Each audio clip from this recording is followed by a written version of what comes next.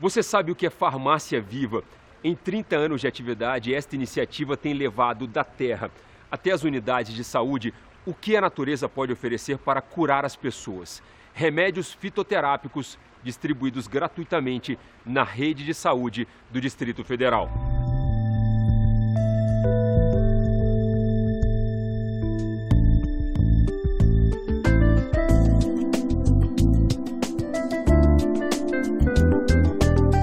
O projeto de fitoterapia da Secretaria de Saúde se iniciou no ano de 1989. O grande interesse do projeto era possibilitar o acesso da população usuária do SUS a medicamentos fitoterápicos feitos a partir de plantas medicinais cultivadas pelo próprio projeto. O medicamento fitoterápico é aquele que tem a planta como sua matéria-prima. Para ela ser considerada uma planta medicinal, é necessário que a gente tenha estudos de validação científica dessa planta. Esse medicamento fitoterápico é produzido a partir do extrato dessa planta, onde os componentes que ela produz, os princípios que ela produz, que são considerados metabólicos dessa planta, juntamente fazem com que o efeito medicinal dessa planta aconteça. Nós temos atendimento de 21 unidades da rede pública de saúde do DF, uma produção anual que chega a 25 mil fitoterápicos ano, a partir da nossa estrutura atual, e eu creio que a gente consiga atingir aí pelo menos uns 15 a 20 mil usuários ano. Nós cultivamos 7 espécies vegetais medicinais, algumas nós utilizamos há quase 30 anos. São plantas de biomas diversos, nós temos planta do bioma Mata Atlântica, do bioma Caatinga, algumas exóticas, espécies que foram adaptadas ao Brasil, 3 delas genuinamente brasileiras. São plantas que já têm alguma tradição de utilização pela população, algumas há mais de 100 anos de utilização no Brasil. São elas o guaco, o alecrim-pimenta, o boldo nacional, o funcho, o confrei, a babosa e a erva baleeira. O projeto em si, ele busca utilizar plantas de referência e transformá-las em produto final, que é o fitoterápico. Para isso, a planta passa por várias etapas, que incluem o cultivo num local apropriado, que significa que ela tem uma identidade botânica já determinada, ela passa-se por uma colheita, uma secagem, a produção de um extrato, desenvolvimento de uma forma farmacêutica, com os cuidados inerentes à manipulação para evitar que o produto sofra alguma contaminação ou que possa ser utilizado com a melhor característica possível à planta no seu ambiente natural. A questão do cultivo, você tem que priorizar o ambiente onde essa planta está. Então você tem que ter cuidado com o solo, com a água, com o ambiente em geral, onde essa planta não sofra interferência de poluentes, conserve essa planta num ambiente onde você consiga manter essa estabilidade. A grande vantagem, obviamente, é você ter uma opção terapêutica, isso que eu acho que é a grande vantagem, você poder se tratar utilizando uma planta medicinal como uma das opções no seu tratamento. E a gente tem aqui o gel, que é a forma fitoterápica da planta erva baleeira, que é a Cordia verbenácea, uma planta da Mata Atlântica. Esse gel é indicado como anti-inflamatório em dores associadas a músculos e tendões, de uso tópico. Então hoje é o nosso único anti-inflamatório tópico na rede que nós trabalhamos. O funcho é uma planta muito cultivada nos quintais no Brasil.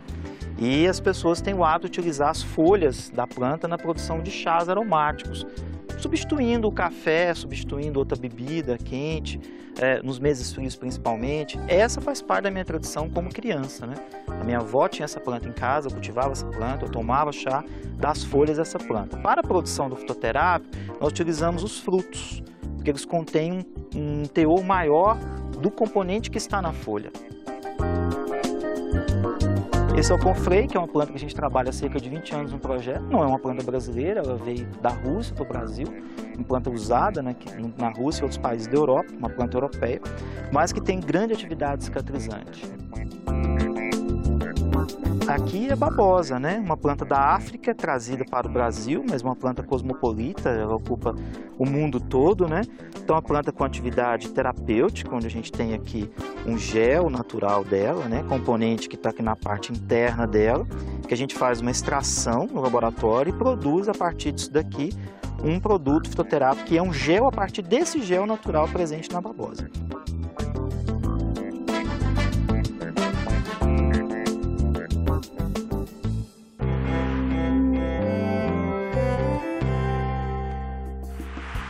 De autoria do senador Wilder Moraes, o projeto de lei do Senado número 191 de 2013 obriga a instalação de sistemas de aproveitamento de água das chuvas na construção de novos edifícios públicos. O projeto determina que essa obrigatoriedade deverá ser mencionada nos editais para a contratação de empresas responsáveis pelas obras. A proposta está em análise na Comissão de Meio Ambiente.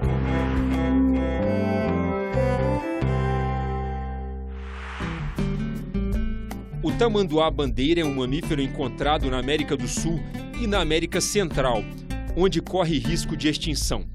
Ele é considerado uma espécie vulnerável pela União Internacional para a Conservação da Natureza, em função do desmatamento.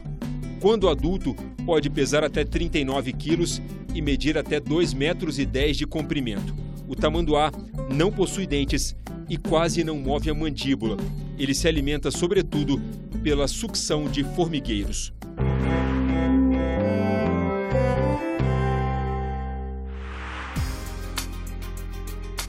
Está aberto o edital para a capacitação de organizações sociais e atividades produtivas sustentáveis em comunidades tradicionais. Esse edital é voltado apenas para as reservas extrativistas de 3 estados brasileiros: Maranhão, Piauí e Tocantins. As inscrições vão até 15 de junho. Mais informações no portal de licitações do Instituto Chico Mendes, no endereço eletrônico icmbio.gov.br. Poder público, iniciativa privada, sociedade civil e academia unidos para promover a recomposição do Cerrado no Distrito Federal. É a Aliança Cerrado, um fórum permanente criado em 2015 e que hoje reúne 57 instituições. Fruto desta mobilização, o Plano Recupera Cerrado está sendo lançado agora no mês de junho e determina a direção e os instrumentos na recuperação do bioma até 2030. Veja na reportagem de César Mendes. Segundo o maior bioma brasileiro, o Cerrado ocupa 25% do território nacional e abriga 5% de toda a biodiversidade do planeta. Mas a ONG Conservação Internacional alerta.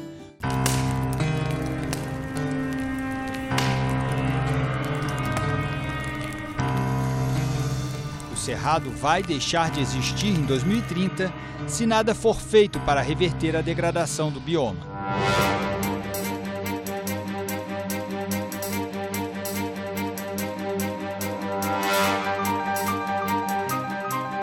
Com 5.800 quilômetros quadrados, o território do Distrito Federal é parte do Cerrado.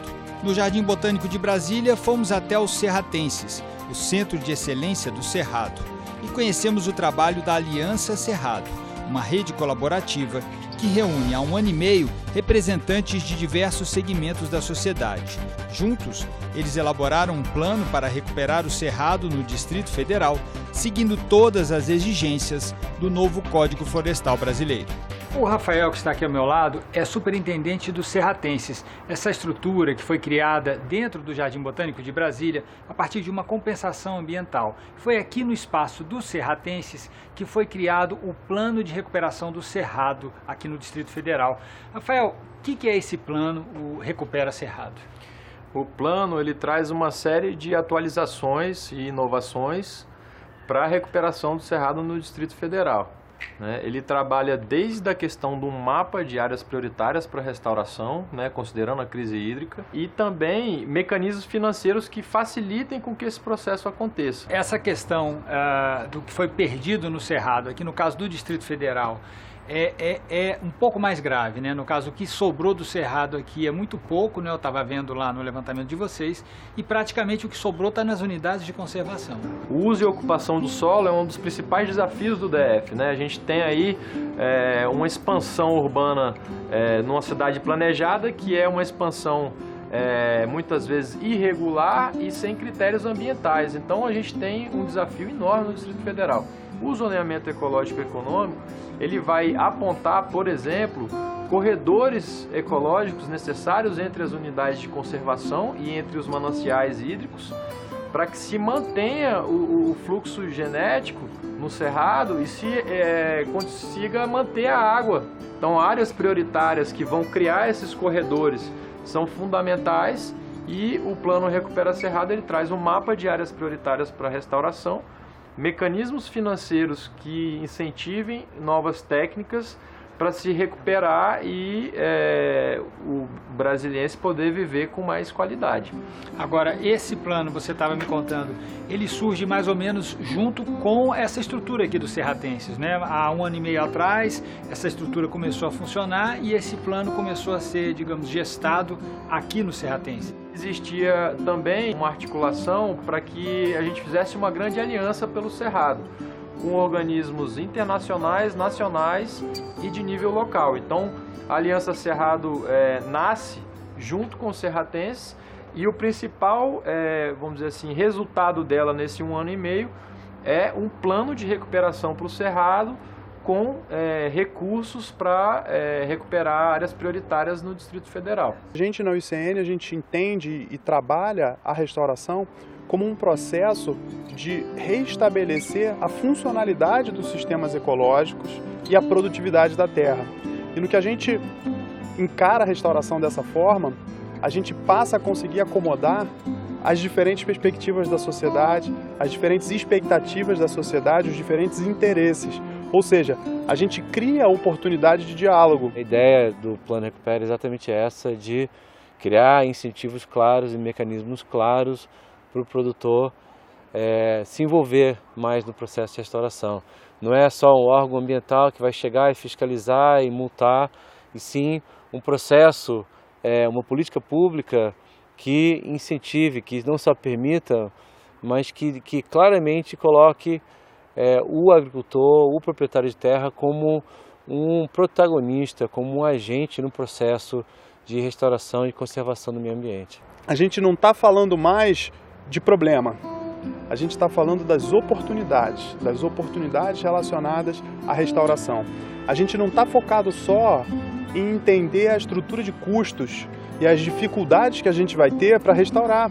A gente quer sim entender os custos, mas a gente também está preocupado com os benefícios, né? E como é que esses benefícios atendem aos diferentes interesses na sociedade. O novo Código Florestal no Brasil ele traz essa oportunidade para os agricultores restaurar suas áreas com sistemas agroflorestais.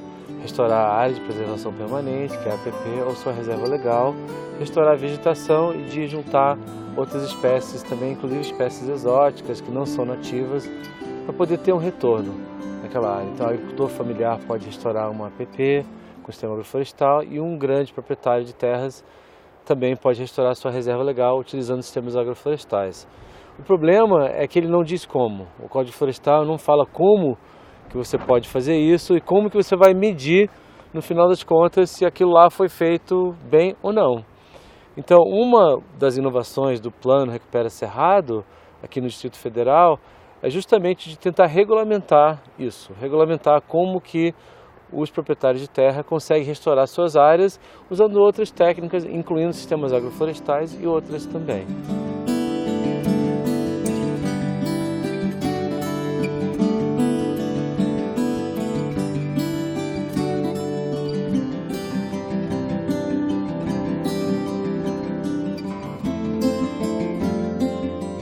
Entre em contato com a gente pelo telefone 0800 61 2211 ou pelo endereço ecosenadotv@senado.leg.br. Você pode também baixar, compartilhar ou ver todos os programas da série Ecosenado no endereço senado.leg.br/TV. E a gente termina esta edição do Ecosenado aqui no Serratenses, o Centro de Excelência do Cerrado, no coração do Jardim Botânico de Brasília. Até o próximo programa.